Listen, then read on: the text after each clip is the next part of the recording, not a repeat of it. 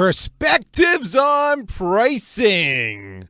Tell me this is not going to be a fun one today, folks.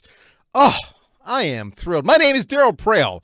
I am the Chief Revenue Officer here at VanillaSoft. True story. This is the first webinar I've done since I've been anointed CRO. So I get to say that for the first time. Kind of feels good. It fits me. What do you think? And it's only fitting that when I do this first webinar, this first live stream since getting the CRO title, that two things are true. One, it's about pricing. Because, hey, dude, it's always about pricing. And two, that it involves Richard Harris. We're going to bring him on screen here shortly. In the meantime, I just want to welcome you to the main event. We're going to have fun today. Sit back, get comfortable, get your favorite beverage. I got water. Get all your colleagues on the, all around you. You should be slacking or, like Microsoft Teams. Are you teamsing them? You're slacking, you're teamsing them? I don't know. And I want you to critique what Richard and I have to say amongst yourself. Or wait, hold that thought. As I go to the next slide, I get to talk to you a little bit about how you can actually engage with us and with the audience. So to the right of the actual playback window you see right now is the chat window. You don't need to sign up. You can log in as a guest. It'll ask you for your name. You could be George or Cindy or Mary Lou or Ralph. I'm indifferent, man. You can make it all up. You can be, gray-haired, bald man, whatever you want.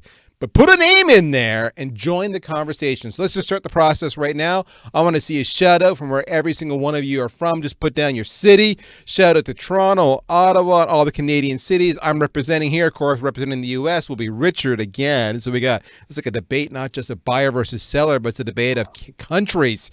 It's crazy. You should know you're in listen only mode. We are recording this puppy. So if you want to see it again on demand, not a problem. You're going to be able to do that. We're going to send you a link in a couple of days. You can watch it. You can share it. Do whatever you want to. And if you're watching this now, well, we're going to give you some contact information that you can use on the very next slide. Let's go there right now. I told you I'd introduce you to Richard. Richard's email address is right there, Richard at the Harris Consulting Group.com. Of course, he's known on occasion for actually giving his actual cell phone number out. I'm not making this up. He's a crazy cat. As you know, I'm Daryl Prale, and you can reach me right there at dprale@VanillaSoft.com. Richard, for those who don't know, you should come on the screen. Stop being so shy. There you are, my friend. Look at him. Is that like not a pose? Like the most interesting man in the world pose. He's got that little thing going on there. He's working it. Yeah. Richard, rumor has it that you're kind of good at selling and you have some kind of business related to that. Maybe you can enlighten my audience about you if they've been living under a rock and have never heard of you before. Well, first of all, thank you for the introduction. And by the way, congratulations on the role. Having known you for all the years that we've gotten to know each other, I know you've earned it and I really appreciate it. And we love to jab each other socially and in these moments, but I'm very excited for you, and I think it's really Thank cool. You, sir. I appreciate it. So you've earned it, my friend. So my name is Richard Harris. I have the Harris Consulting Group. Also do a little bit of work with a company called Sales Hacker. I'm a sales trainer, work with companies like Google, Visa, Pandora, PagerDuty, Zoom, and a bunch of small ones, but I always sort of always got to throw out the big logo salad. So that's what I do. I teach people how to earn the right to ask questions, which questions to ask, and when and how to do it. And Daryl asked me to talk about this one, so I'm excited. Well, did I ask you, or did we just kind of get into a little bit of a social trash talking session about pricing? Knowing us is probably the trash talking. So, and by the way, we should do this later. We should do this one. We should do an after hours version of this after a cocktail. I would love to do that. Maybe we can convince Welsh and Lease and Wallace to let us join them on Thursday Night Sales. Yeah. And we can do the whole pricing conversation. That'd be great. You don't need to twist it in. Yeah, I know. They're protective of their platform. I don't doubt them. Now, true story. I just want to share here, folks. I want to share. So the first time I ever met Richard, like live one-on-one, back in the day when actually you went to real physical events, was we were at 10 Bounds. This would have been over a year or so ago. We've, of course, been trash talking for years online. and he was hanging out talking to David Delaney, who runs the whole 10-Bound show. And I just walked up to him. Now, at the time, I had a very loud blue jacket I liked to wear because it was really loud, right? Why wouldn't you? And I just bumped into him. That's all I did. I just bumped into him. Of course, yes, on purpose, but I bumped into him. I didn't say, "Hey, Richard, nice to meet you finally." I just bumped into him. And he has one look at me, doesn't miss a beat. And he's like, "Oh, effing Prail." Just like that. That's how good this guy is. Yeah. Didn't miss a beat. Made me giggle. You were just like on the spot. I was so impressed. Okay, so let's get into what we're going to cover today, if you don't mind. Yeah. It's pretty straightforward. I mentioned that Richard and I had a conversation about this on social. He was obviously representing the seller's point of view, but while the titles CRO are new for me, before that I was the CMO, which means I was the buyer. I had the tech stack. So that's what led to where we're at. Now, the whole question is, should you discount or should you not discount? We're going to talk a little bit about that to set the stage. Richard, this is going to be a little different show today. Richard's going to give you the seller's perspective. I'm going to give you the buyer's perspective. So this is going to go pretty fast. And then we're going to have some fun. We're going to do some role playing. I'm going to ask Richard to let's walk through maybe some sessions he would do through some of his clients and his training and how he would handle this whole discussion around pricing. And we'll see if we can't do some role playing. And then we're going to circle back and say, what have we learned from that? So if we did our job right, then he'll have learned something from me as a buyer. I will have illuminated him, although knowing Richard, he's been doing this for so long, the chances of that happening are nominal. I will learn something, hopefully, from him. So that we can get into it, Daryl? Oh my gosh. He's just, you see what I mean? This is going to be that. All right. The next slide. We're going to start talking. Next slide. The whole conversation here is to discount or not discount. So we're just going to go right. That's it. That's the sum total of this slide. So since you want to start talking, talk. Yeah, so there's a couple of things. One, I want to talk about this in a real world frame of reference, right? First thing is, most of the time, this is in a pre-COVID or hopefully soon, although not soon enough, post-COVID world where things are a little bit more traditional. Times are tough out there. I want businesses to stay open. I want people to have employees and have jobs. So I just want everybody to have a little bit of context of where this is coming from. I am not a huge fan of discounting. I don't think that it serves you well. Now, there are challenges you run into if it's your competitor. If it's, they will try to throw the budget at you. So in general terms, I rarely discount. I might add value. I might say, hey, sign now, get 14 months instead of 12. Sign now, I'll delay billing, right? I've definitely had a couple of clients where I took the risk and I did the training and delayed billing till after July 1st for budget reasons. And for me, I can do that in my business. And so I have that leverage, but that's up to every company out there. And it's a risk you have to take, but I don't think you need to be discounting as much as I see people discounting. Okay. Allow me to give the buyer's point of view on this one. Okay. So from my point of view, you need to be asking for a discount every freaking time. When they ask you for what your budget is, you can give them a ballpark, but it can be a big ballpark. I don't think asking what is your budget is an unreasonable question because candidly, if I can't afford your product, tell me now. The hesitation we buyers have is that if I want to spend, say, $5,000 and I tell my budget is $10,000, every single time, it's remarkable how your quote comes in at $9,999. You ever watch the show, was it Home? What is it? The home shows, right? Where they have to go and buy a house and they're given 3 options. And the realtor always says, what's your budget? Well, my budget is, $600,000, but I could maybe go up to $750,000. And they're always showing homes at $750,000 to $800,000. That's what a buyer's concern is that we're giving you permission and you want to go to the high end. And I get why you want to do it, but that's not how it works. What you need to understand from me as a buyer is and this is so crucial. This has nothing to do with you. What it has to deal with is that my budget is finite. And if I budget it that I can go spend maybe $10,000 on your solution, but I can get it for $7,500, it's like I just got free money because that budget doesn't go away. So I now have $2,500 that I can go and spend elsewhere, maybe on a kick-ass show, maybe on some leads, maybe on a list, maybe on a case study, who knows? All right, so I can make my budget go that much further.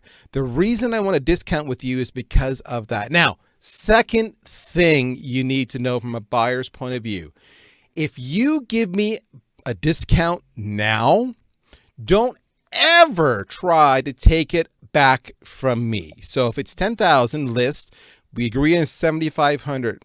Next year, you're not going to charge me 10,000. You're going to charge me 7,500. Now, if your price goes up 5 points or 10 points, then I'll give you some leeway in that one. But do not think you're going to hook me now and get me that, because if you do that, I will leave your sorry ass. I don't care what the cost is to rip you out. I'm just being blunt with you. You give me a discount, we have an understanding. I give you money, you give me value. It's an exchange, money for services or money for goods, and it's done. So that's where the me is as the buyer's coming from. So, because here's what I'm excited about. Every salesperson who loves to discount, now that Daryl's a CRO, you should go work for Daryl. He'll let you discount till the cows come home, right? So, because now you look like K Jewelers, who, all of a sudden everything's on sale this week, right? You marked it up 20% to knock it down 15%. So that's the first thing. But let me go back on a couple of things I want to point out to you from a sales perspective. You brought up the phrase budget. I never, ever ask someone what their budget is. Never, ever, ever, ever ask. I deliver pricing at the right time and at the right moment. And I say, hey, Daryl, price for my services is $10,000. How does that feel? Now, Daryl's a savvy guy. But Daryl, how do you answer that question? I'm going to say, now, so you're going to see how the role playing is going to overlap. So how do I answer that question? It's going to be simple. Okay, that's good.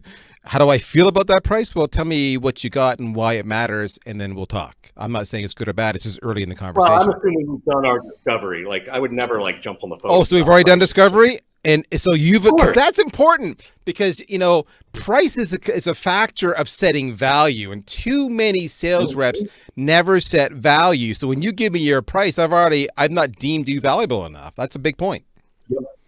Yep. So anyway, maybe we'll save the role play for later. So let's go ahead to the next thing. So maybe we'll get through this and we'll start to role play and see how I am. So we've set the stage. Just give me your reaction, your seller's perspective, and then we can do some role playing after that. When you hear that sounds good. You think I'm K Jewelers. You're worried about because that's my new CRO. I love it. Okay, he's throwing the gauntlet. What else? The other piece I would say is if you are giving discount, I'm usually clear. Hey, if I give you this discount will be going away in year 2 or month 2 or whatever it is. And I actually put it in the contract so that it should be already pre-negotiated that when next year comes up for renewal, that's what's going to happen. And to Daryl's point, I can easily justify why he will not rip me out for $2,500 next year. He doesn't have the time or the energy to waste on it. But he'll use that as leverage against us as salespeople. That's okay. They're there. Daryl's trying to scare us. All he's using is fear tactics, right? Now, you're not going to win every deal. Look, if it's a big logo, yeah, maybe you do discount. I get it. Look, if Google calls or UPS calls or, FedEx, all right, maybe you do the discount. I get it. But don't let those other things drive your fear and drive you to make hasty decisions out of fear. So he's giving you fantastic advice. I totally agree with his seller's perspective, but from the buyer's point of view, so let me back up. I like what I like, and I value, and I respect what Richard just said he's going to do. So much. Too many of you are not doing this. He's telling me what's going to happen next year. All right. The biggest bitch I have is this. You don't do that. And this happens. I actually get the contract and I read in there 2 little things. One is this contract auto renews. Second is at then list price. Too many of you just never bring that up. And when I see that, when you've sent me the contract and it's never come up, I freak out. I am, excuse the language, But I am pissed off. I am pissed off So let me ask you, because Daryl, you're is that trying, hang on. I'm pissed off because you're trying to fool me. You're trying to deceive me. Whereas at least with your approach, Richard, you said, just so you know, this is going to happen. So let me, just so I understand, are you talking about that's the renewal contract or that's the first contract? So the very, very first contract, many contracts, Yeah. HubSpot's good for this. Salesforce is good for this. So many, the bigger companies, they just do this. I shake my head how many I get this, where the contract auto renews unless they get it in written notice, 60 days prior. So it's buried in the language. So when all of a sudden you're thinking about it, you go, oh shit, I'm renewing next month. And they go, well, you missed your 60-day window and you had to give it to us in writing. All right, so you're locked in. And I'm like, whoa, it doesn't work that way. No, you're not. And so, first of all, you're never locked in. So. Well, that's the point, but that's the point I'm trying to make. Your approach, Richard, there on that point, because pricing isn't just, here's the big thing, okay, this discussion, pricing isn't just about what you pay, it's the contract and it's what you're establishing as far as the relationship. Pricing, pricing can piss somebody off or pricing can make somebody happy. And it's huge, it's emotional. When you do that, when you don't tell me, you've pissed me off and I don't trust you. And all of a sudden I feel like a transaction. And now, remember, I haven't signed that contract yet, but I just see that language buried in there, brutal. But then to put salt in the wound, I'm auto-renewing at list price after we just came to what I thought was an equitable price point. You gave a little, I gave a little. You wanted 10,000. I wanted 5,000. I met you in the middle. You met me in the middle, 7,500. But now next year, it's all about you and not about me. Bad move. So Richard, I applaud you for communicating that. That's the first part. All right. Want to go? But I will also say no. I'll say to you, 7,500 now, but next year it's 10 in that example. No. And I will say no. Now, hear me out. Me personally, and I can't speak for everybody, but as most buyers, we're very willing to be reasonable. Okay, you need to have a set price. Okay, fine. You know what? I'll pay more now. I'll pay 8,000 now, but I want 8,000 next year because I want predictability on my expenses. And that's what you sellers don't understand. We buyers have to budget every year for the money we spend. So I need to have that predictability. That's why I'm doing it. Not to be a dick, although that's just a bonus. But so here's a couple of things. So one, and Daryl, tell me to pause. If someone says, look, I budgeted and this is the number I have to spend, my response when Daryl gives me that excuse, because I get that a lot, is, hey, I totally get it. I understand, you're trying within a budget, but my price is based on what the market will afford. It's not based on sell X27. So how would you like to move forward, Daryl? I love that. So that's one thing, right? Because there's not a lot because yes, budgets are tight, but yes, budgets are flexible. There's ways to make this work. But it's very hard for someone to say it's not market rate. Now, if you're overcharging, well, you got a problem. If you know your competitors can be undercharge you by a lot, well, then you have to make that decision as a person and, more importantly, as an organization. So often I see pricing coming from the top down and the sales reps are forced, but then they're not ever taught how to actually justify it in that regard. So that's one of the ways that I would encourage people to look at it. All right, so let's talk about that because I actually really like this. I like this part of the conversation. You are 100% right. Many buyers will try to buy a Cadillac, but they only have a Cavalier, budget because they want the best, and then they feel indignant or assaulted or affronted. Daryl, I'm as old as you, and I don't even know what a fucking Cavalier is. So Cavalier? Oh, come on, look it up, dude. Is that a Chrysler?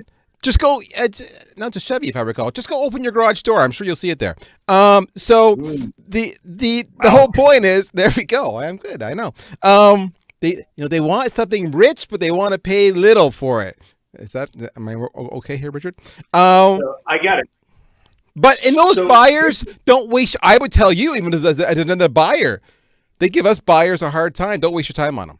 Like your point there, perfect. Here's the other thing. If I'm going to be forced to give a discount, if it is a logo I want, and by the way, this should also be in your contract by default, is that in my contract, by default, it says that I can use a name and a logo for publicity. So having that request by default in your contract should always be there. To the same degree that that line about renewing at market rate should be there. Because first of all, so many times I've worked with companies and they don't even see it, or if they see it, they don't care. Or they start to redline it, which means, okay, now we can start negotiating. But you don't let them pull that out until they agreed on the price. This is the real interesting challenge, and this is very deep compared to where this conversation was going. Legal will try to line something out, yet you haven't really agreed on price. Well, you can't accept the red line until you've accepted the price. So you need to be able to say, hey, this looks okay, but I need to get pricing confirmed first. And everybody knows that. If you don't do that, legal departments, CFOs, everybody knows that's called unbundling. You're unbundling the contract and you're making it harder for the salesperson. So just be aware of that. That's a brilliant price. Now, as a buyer, what I'm going to do for you is I'm going to say, listen, I can't do $10,000, but I can do $7,500. But I'll be your best frickin' ever case study going.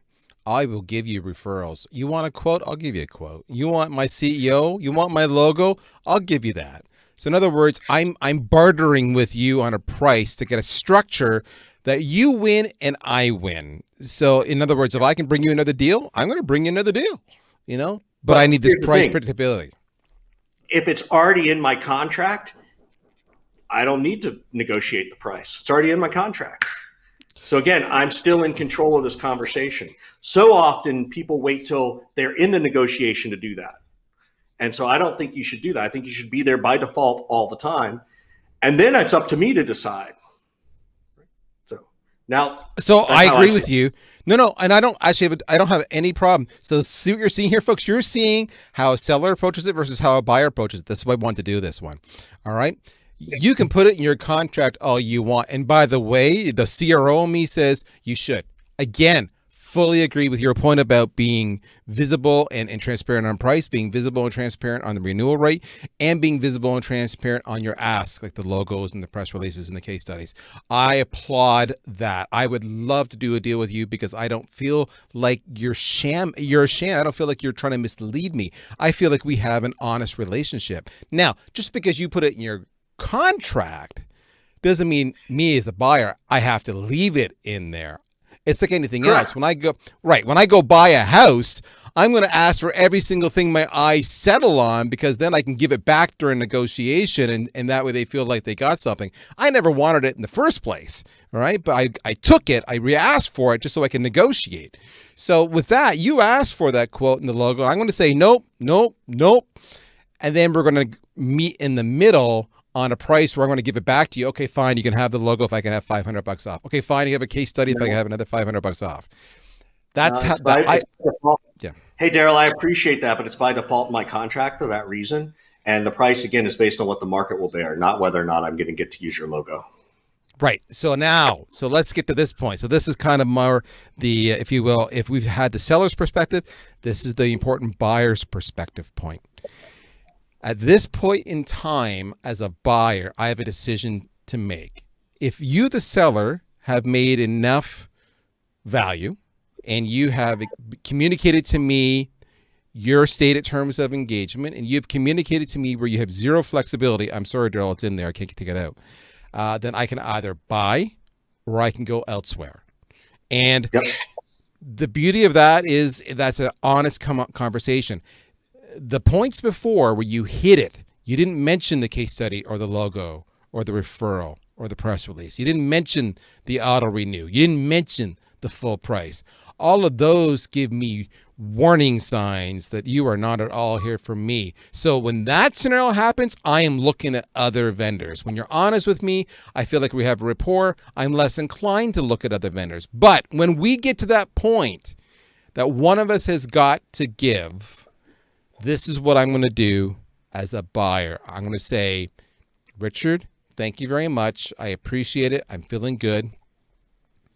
We are evaluating other vendors. Give me a little bit of time.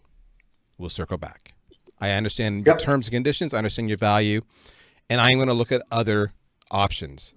Now, that's totally fair. But here's the piece. Exactly. Yep. Go ahead. So there are a couple things. In fact, I lost a deal this week because of this, but I'm okay with it. You aren't going to go back and look at other vendors from the buyer's perspective. I mean, from the seller's perspective. You've already done your analysis of the other vendors. You've already looked at it. You've already ballparked the price. I know this because I know that nobody spends that kind of money without looking at somebody else. Right? Then you're already talking to me, which means you made the emotional decision internally to go with me. So I have that leverage. I have that leverage to say, this is what's fair. You've already looked at the competitor. I understand. It's not that I'm not empathetic, but my price is what the market will bear. How is it my job, Daryl, to match some spreadsheet that I didn't even know you worked on last September? Like, how is that fair for me to work in that number? And you ask that, you have to, if you get to this level, right, you have to be able to ask it. You have to be willing to ask it. By the way, if you've gotten this far, you've earned the right to ask the question. Now, I also know it's very different for Richard. I'm a solo entrepreneur. If I win and lose a deal, it's only on me. I'm not carrying a territory, a quota, a boss, selling during COVID, worried about a mortgage, rent, life, kids, college education. Like, I get it. So I don't want anybody to think that I'm not unaware of those things. But in a pure world, this is how I do it every single time. So, and if Daryl decides to walk over $2,500, one, I either really didn't prove my value, which we can talk about how I do that.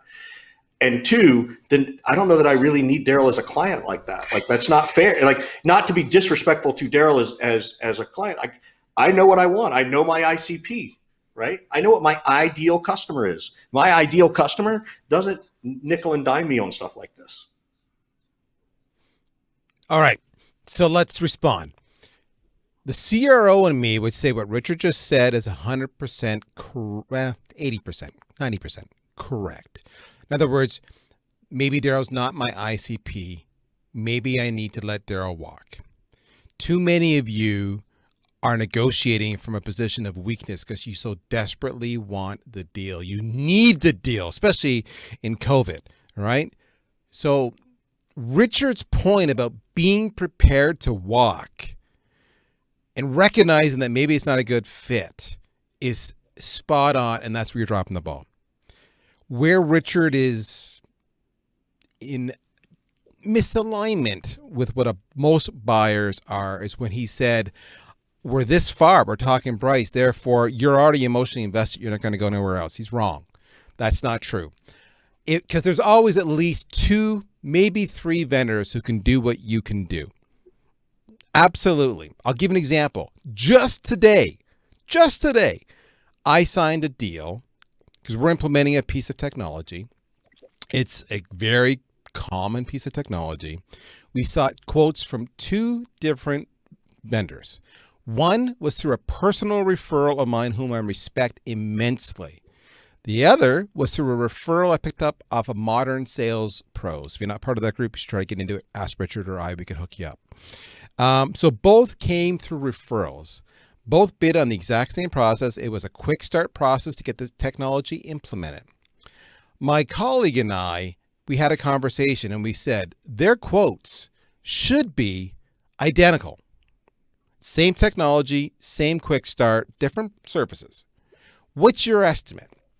And I said, my guess, having only had one meeting with each person, was vendor A is going to say it's going to be 20 hours to do it, and we're going to charge you $5,000 to $7,000. And my guess on the vendor B is going to say 20 hours to do it, and it's going to be $7,000 to $9,000. My colleague said 6 to 8 and 8 to 10. So we were actually quite close. We both agreed on 20 hours. We'd never once talked hours for scope or anything, but we were informed because we'd done our homework, exactly as Richard said. Both had made impressive presentations. When I got the quotes, one was 20 hours at $4,750. The other was 20 hours at $9,800. Okay, now that's a bit of an extreme. Maybe if it was 6 and 8, it'd be a different argument. As you might imagine, my logic was, so even if there's a 50% overrun on $4,750, I'm still less than the $9,800 quote. I really liked the reps at $9,800. I probably bonded with them way more. They looked like they might have put more time in. But in the end, I was informed on what I was getting. I knew it wasn't anything fancy, and the cheaper vendor got the business. That's not uncommon. Buyers are not ready to walk. The buyer who desperately wants you because they like your name, they want to be associated with you, they want to tell all their buddies whom they golf with that they're now a client of you, that's the exception. We do have options. You need to recognize that. So now the question I would ask you, the question I'll ask Richard, is what's your tolerance to lose the deal? Because that will dictate how able you are to negotiate successfully, in my opinion. Look at him. He's looking at me like I'm an idiot. I love it. No, I'm sitting here patiently because you have a very long windup. It's because you're so nice. You're so eloquent as a Canadian to think about the words, whereas I just am very brash as an American. So if I am the seller and I've waited that long to know where pricing stands, then that's on me as the seller, and I don't deserve that deal. If my competitor is going to go in and charge half, and I know that, then I either A, have to have proven and justified it way before the pricing conversation ever occurred, or I didn't do my job right. So for me, I know exactly where my pricing falls in the scheme of things in the sales training world. Some are a little bit more expensive, some are a little bit less. I tend to be right in the middle, right? And so I have to be able to rely on that and have that conversation. If now the question also becomes, and don't answer it yet, Daryl, but did you go back to the first vendor to see if they would negotiate with you if you liked them that much? I don't know if you may not have liked them that much. But if your pricing is double everybody else's, you've got a product market fit. And to be honest with you, a top secret is it's not sales' fault if your price is $9,700 and the competitor is $4,700. It's product marketing's fault. Somebody dropped the ball on doing the research. And now I'm sort of, I'm punching a little bit at Daryl because he would know that. But we should have known way before now that this was going to be an issue. So, again, I find myself saying, I agree with Richard, and this is painful, folks. You should have known. So how many of you are dodging that question around budget? How many are actually avoiding it altogether? How many of you have a real sucky time actually asking the question or answering the question? That's the first question. That's why we have Richard here. Hold on, let me interrupt 1 second. Yep. So there are 2 questions here. Yep. And it's not the question. It's not just a budget or money question. It's a competitor question. Oftentimes reps don't even ask, so what else have you seen in the marketplace? Who else have you looked at? Because we're all afraid that we're going to go tell them to go look at somebody else. And it's kind of like, well, that's the silliest thing I've ever heard. I used to think that. And then I realized, well, wait a minute. If I'm going to go spend $5,000 or $10,000 on something, there's a pretty good chance I'm going to look around, particularly in today's world, particularly in a COVID world, if I'm looking to sort of stretch my dollar. So you might as well ask the question.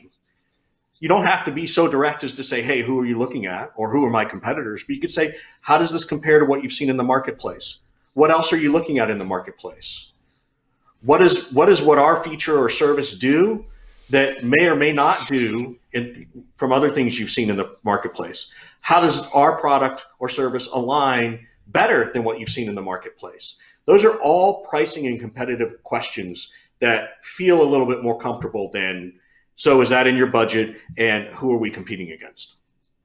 So the funny part on that one, on that particular sales, what you're saying is so good, but that sales experience I just went through are 2 veteran companies who are in the sales space. It's sales software, and they didn't do that. Okay. So one, I even proactively said, I'm looking at another vendor to both of them. So they could have come back to me and said, who are you looking at? Or why are you going to make a choice on one vendor versus the other? I opened the window on purpose. Now, why did I do that? I did that because I wanted them to hear me say that and have them sharpen their pencil. And I know the first one that I picked, they said our hourly rate is $250 an hour. So that's $5,000 at 20 hours. The quote was $4,750. So they gave me a 1 hour discount. That's what they gave me. They heard me. They gave me a little discount. I almost paid their full price. That's the point I want to make sure people see here. Their full price was $250 an hour, $5,000. They discounted 1 hour. The other one discounted $200, which is a lot less. I think what went on here goes back to Richard's point. I don't think on that more expensive one that I was their ICP. I think they're used to dealing with very large companies where they can be on retainer at $10, $20, $30, $40, $50,000 a month. And I was just so small, it wasn't worth their while. That was my read of the situation, but I could be wrong. It'll be interesting. I can't wait to go offline and you can tell me who it was, who they were. Not a problem. So what are we taking from this? If I can recap, this is what I heard you say, Richard. Let me do this. I'll recap you. You recap me. I heard you say... I didn't agree with what you said, so I don't know if I can remember it. Well, that's okay. Who says I agree with what you said? This is why it's buyers versus sellers. It's a debate. I heard you say that sellers, you need to establish your value up front. You need to clearly communicate the terms of the deal. In other words, what's your budget? Ask them that question. If there's a misalignment on budget and there's no flexibility there, and then therefore they're probably not your ICP, you got to be prepared to walk. I heard Richard say, I'm putting things in the contract proactively, like case studies and whatnot, because I want them. So we can negotiate about it if you want to, but they're going to be there. In other words, you have to take them out versus putting them in. It puts him in a position of strength and control. I heard Richard say that he is actively talking and communicating about what any renewal rates will be. So if I do give you a discount now, you're not getting it next year. So he's being very above board. What I heard Richard say was you need to figure this all out quick and dirty and fast. And if it is competitive, you better figure out who the competition is and why that buyer will buy from you, so you can make sure you can communicate that clearly in the process. In other words, I heard Richard use a lot of intentional strategy to set the stage to justify the price, such that the negotiation felt it was sincere and it was not deceptive and it was not misleading. That's what I heard Richard said. He was very aware of both his hard skills and his soft skills in that. Richard, what did you hear me say from what you can recall? I heard a lot of whining. Yes. But as a seller, I have to be respectful to the buyer's point of view. So I would not, I come in here and I say these things with a little bit of shtick because we need to make sure people pay attention and listen, but always be mindful and respecter of the buyer's perspective. What I heard Daryl say was that it's important to him to be treated fairly. Ultimately, that's what Daryl's looking for. He wants to be treated fairly, and he doesn't mind paying a premium if it can be justified. That's what you have to figure out. Now, in the scenario, Daryl didn't feel like he was being treated fairly by one of the vendors, and that's okay, right? He even said that vendor did a better job of sales, but from a competitive standpoint, he can get the same thing elsewhere. So from Daryl's point of view, look, if it's half the price, you got to go. Like, I'm not telling you not to go buy that one, to go buy the more expensive one, right? So I think that it's important to understand those things and to recognize what you're really looking for. For me, it's always come back to, am I being treated appropriately and fairly? And do I feel like I'll be treated appropriately and fairly moving forward? Oh, see, we found common ground. Look at us. Woo. All right, let's do some role playing. Let me throw some ideas out there. You're the trainer, so I'll be your sales rep. I'll be the victim here. I'm going to look like a moron. How to take the new, the new CRO and make him look like a first day sales rep. You did a couple different things. You talked about setting value. You talked about communicating. You talked about the price stuff. I don't know. Where do you want to go with this? Your exercise. Tell me. Well, teach me. No, Teach me it's how. yours. Okay, teach me how to set. Teach me how to sell value, or no, better yet, teach me how to handle the question when the buyer says, "How much is it?" Well, there's two different scenarios. So let me do the other part first, and then we'll talk Okay. about the pricing Okay. because they play into each other, right? Just at least in the way that I see sales and how they work. So one of the things that I would want to talk to Daryl about as part of the discovery is to understand the economic impact of what this service is. So let me ask. So Daryl, back to this deal that you did today, right? If you're, make up some numbers, right? Sure. But Daryl, if you look at our situation and what we can offer you in these 20 hours, right? What's your, well, actually, let me even go back further. From a sales perspective, if I'm training sales teams, I would be saying to Daryl, what's your average deal size? Oh, my average deal size is roughly $1,000 to $1,500 a month. It's a month-to-month SaaS product, so you're looking at 12 to 18,000 12,000 annual. And Yep. what's your just so I understand, do you have a lifetime value yet? Is it 2 years, 3 years? Lifetime value is typically 18 months. 18 months. Yep. Okay. What happens after 18 months? Why do people leave after 18 months? Usually after 18 months, what they do is they decided that either they need to go to an enterprise product because they're having massive success, or they decide they need to go to a much smaller product because they're not having success. We tend to be a stepping stone. Okay. Got it. Are you guys going to go after that upper market stuff if that's where Yes. people are growing? We're actively doing that as we speak. Got it. Okay. So then the goal is that the LTV of these clients will be 2 years, 3 years, or 4 years. Yep. Great. And if you said to me So 2 right years, now, that I'd say great. Yep, I agree with that. Okay, so 2 years. So let's go with 2 years because it takes a while. I get it. So the value of every deal you close is worth $24,000. Yep. Am I correct? You are correct. And by using my sales training, what's your average sales cycle like? How long is it? 30 days or less. Okay. Are you looking to shorten that, or are you just trying to make it or make higher conversions? We're trying to do higher conversions, and we're trying to do a bigger deal size, average deal size. Okay.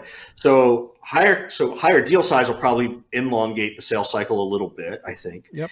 And then increasing the conversions means that's $24,000 per conversion, right? Yep. So our goal is to make sure that whatever Richard comes in and trains, like, I'm not here to try and sell you, hey, here's one deal to pay for the training. Like, if I do that, you shouldn't pay me at all, right? My goal is to 10x. If you're going to invest $10,000 with me, you should expect to get $100,000 specifically out of Richard, if not more. Right? So that's what I'm really looking for. Well, so from that perspective, that's where I'm going to pause here. That's part of my economic impact. My economic impact is that I'm going to increase the value of their deals and the value of their overall revenue. If I've done that, if I've talked about economic impact, then when I get to talk about pricing, they're a whole lot easier, right? So then I would turn around and say, hey, Daryl, thank you so much for sharing all this with me. By the way, this is how my sales cycle goes. I'll say, hey, Daryl, thanks so much for sharing that with me. Just so you know, the price of my service is $11,372. And that includes blank, blank, blank, and blank. How does that pricing feel, Daryl? I would say it feels a little high to me. I had not budgeted that much, but I might be able to move some existing allocations around to justify that. Let's just say we're close. We can make something work. Just so I understand, because I want to be respectful, and I appreciate the honest answer, Daryl. What were you expecting? I was expecting 10,000. Okay, all right, so we're not far off. Nope. Okay, and we have, great. and I want to hear the rest of your pitch first, because I do like to negotiate. Just so you know, shared risk, shared reward is a wonderful thing. Yeah. By the way, this part of the pricing conversation is way after I've asked Daryl 100 questions, gotten all the answers, And then I've explained who I am, what I do, how I do it. Is it virtual? Is it in person? Is there something online? So that exchange has already occurred. And then I'm talking about his deal sizes, his average sales cycle, where we're trying to implement change. And then I'm bringing it into pricing. So it's almost like a funnel, right? The conversation follows a funnel. Right? And can I jump in just for 1 second? As a buyer, when Richard is asking me those questions about my deal sizes or my pain, or he's trying to quantify the impact, I know exactly what he's trying to do as a buyer because I buy so much. This is typically not the first time I've bought something. If I'm in this role, if I hold authority for budget. And I respect, most buyers will respect the process, will respect that he's going to do that so he can actually get to his point. If Richard would have gone right into the product pitch right away, I, as a buyer, know that I am in a position of strength to negotiate because I know this is a junior sales rep. So just a heads up. Cool. Yeah, it's a lot of fun. I love doing this stuff. What else you want to cover, my man? The question. So how do you actually, if I say to you before you get a chance to ask me, if I say to you, what's your price? How do you respond to that? So that happens a lot, actually, really. So, and so my world is different than a lot of places, but this is my standard answer. Hey, Daryl, before we get off the phone today, I'm going to give you a price. I'm not even going to give you a ballpark. I'm going to give you the actual price, but can we hold off on that till we talk a little bit more? So that'll work 50% of the time. The other half time, they're going to say, hey, listen, I don't want to waste my time at all if I'm not going to be able to afford you. So can you just give me an average deal size? No, because here's the thing. I disagree with that 50% off. There's way too much FOMO. I know that they're shopping, right? So that's no big deal. Go for it. Go shop. That's already sending me a message too as a seller. Now, I learned this from a guy in I want to say in Athens. I can't remember, but we had this conversation once. And he gave me this great response when someone asked for that price. His response and what he's taught his reps to say is, oh, I didn't know we were that far down into the funnel, and I thought it was a really respectful way to say, hold your horses. But what I want people to know is, look, you got about 4 or 5 things. You've got pricing, you've got a customer referral, you've got a demo, you've got a trial, you've got maybe 1 or 2 other things that are worth something to you. You can't just give it up. Right? That's sort of my response on that. So let me ask you this question. When the buyer still wants to ask a question on price, but the seller has a pricing page up on the website, does that change how you approach it? Depends on the question. I think it has to do with the question that's there. So if I were to say to you, remember, you're the seller and your pricing is posted like a SaaS company often is. It's posted on your website. So me as the buyer, I say, yeah, but what's a typical deal? I understand you got to figure it out. I understand I'm going to get it. But, this shouldn't be hard to give me an average deal size across all your customers, or even an average deal size for a company like me of my size in this industry. Oh, I love it when people say, you know what, Daryl, for a company like you, I dare not ballpark it because I don't know enough about your company. I need to know more. Most buyers, actually, I hate to say this, most buyers will actually go, fine, just so you know. So, right. And I want to point out that what Richard's doing is spot on. It's painful. Do you feel the tension in this call, folks? I mean, there's tension. Richard and I are playing a game here. There's a dance. When it comes to money, there's going to be tension. Too. Go for it. So, Daryl, this is just for people listening too, is to say, oh, that's no problem. You know what? From a ballpark, our pricing starts at. See, I like that approach. I can't remember. Somebody else taught me that one too, and I think that's a great approach. I've taught it a couple of times, and people, when I talk about it, people think it starts, and about half the room thinks, oh, I don't like saying that. And I'll say, why? Because they think it starts at, but it goes down. And the other half of the room goes, no, it starts here and it goes up. Yep. So for me, I still like that. If I say it starts here and people thinks it goes down, it's like, well, now I understand what kind of person I'm negotiating with or having to deal with. So So for me, I'm looking for signals, right? Any answer I get to any of these questions are just signals for me to try and understand more about where we are. All right, so let's bring it back to the topic at hand and we'll wrap things up. This has been I have to admit, this has been a fun, engaging time today. We don't often get this into it, and I'm enjoying it. So thank you so much for indulging me, Richard. Of course. What is, and I know this is a wild ass, stupid, broad question, so I don't expect you to actually answer it like a good salesperson that you are. What is a fair discount? 5 points? 10 points? 0 points? Because remember, I started off by saying I don't expect to pay full price because I want to save money to spend on other stuff. But I do recognize, I'm not here to be your charity. I'm not, I don't expect you to subsidize me. Right. So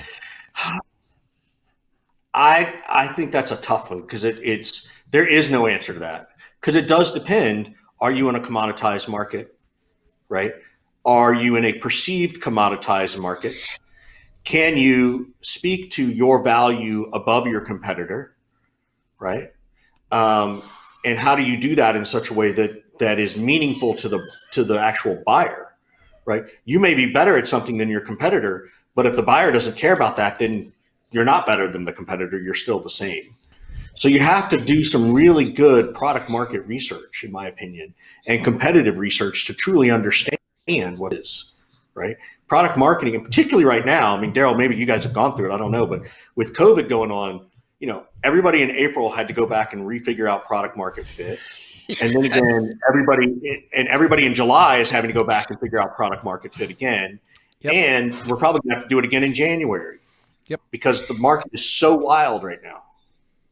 So maybe we'll end it right there, folks. Maybe the question about discounting has nothing to do with sales or the buyer. Maybe it has to deal with product marketing and knowing your product and how you fit. Who else I can blame? I am agreeing with Richard. What we've learned here today is to blame the product marketers. So there you have it. That is our story. We are done. We are out of time. That is what we've learned. Hopefully we've given you some perspectives on pricing to discount or to not discount. My name is Daryl Prell. I am the Chief Revenue Officer here at VanillaSoft, the industry's most prolific sales engagement platform, allowing you to talk more, engage more, and sell more. Of course, this is the amazing Richard Harris of Harris Consulting Group. If you don't know him, he's a rock star. He's all over Modern Sales Pros. He's all over LinkedIn. He's got an amazing podcast, the Surf and Sales podcast, with his partner in crime, Scott Leese. He does everything you can imagine. He's an incredible speaker.